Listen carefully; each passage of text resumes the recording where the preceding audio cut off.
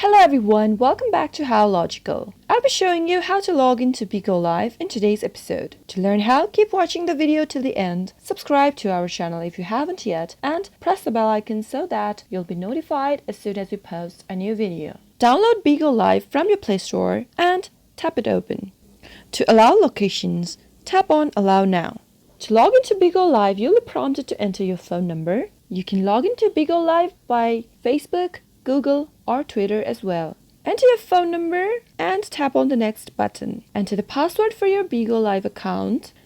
If you want to log in via verification code, then tap on Login via verification code, and a verification code will be sent to your mobile number. Tap on the send button and you'll be automatically logged into Bigo Live after entering your verification code, or if you are using the same device, then the verification code will be automatically entered just like that. I hope you found the video useful.